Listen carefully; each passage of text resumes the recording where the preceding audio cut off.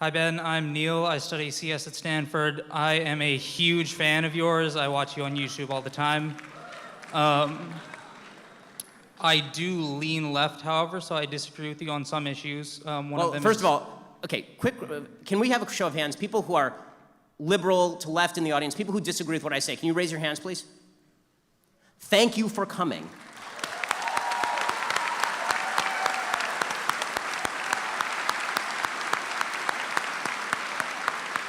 Like really, it makes the country better that you come to this, and we should go to your lectures too, it's good. I mean, we do, they're called the professors.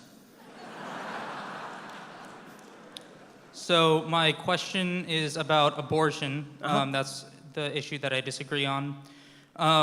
You make a very good argument, and I'm going to run with this notion that life starts at conception. Okay. In Freakonomics, Stephen Levitt and Stephen Dubner, they talk about how the people who get abortions are the people who need abortions because they can't afford to raise a child, and children who grow up in households that don't have the resources to raise them disproportionately become violent criminals and end up murdering people. So my question is, why do you prefer the life of the unborn fetus over the lives of existing individuals?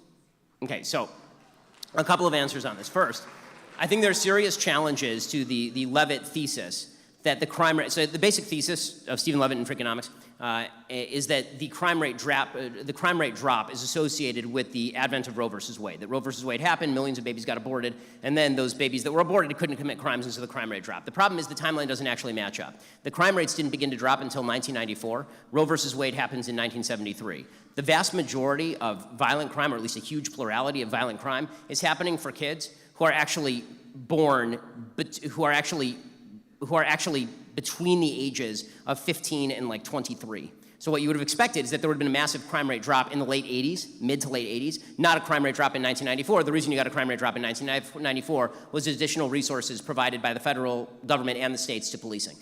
So putting aside the statistical argument, now to the moral argument. So the moral argument is that is being made by you, and I don't want to mischaracterize it, is that the probability that, or possibility that somebody's going to grow up to be a killer means that they are putting some quotient of life at risk. The problem is that you cannot kill somebody based on a probability. You wouldn't do this in any form of life, right? We can't have a Tom Cruise Minority Report approach to children or to criminals in real life, right? There's a big room. I'm sure somebody at this point in this room will commit a crime. That crime may be serious.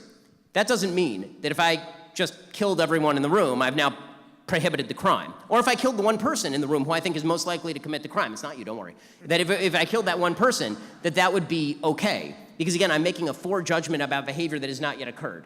So it is true that a lot of people who have abortions are poor. It is true that a lot of people who have abortions may not have great resources to raise the child. The solution to that is not to kill the child in order to prevent possible future crime. The solution is that people should be having babies more responsibly, and that local communities, particularly religious communities, should step in and help out when single moms need help.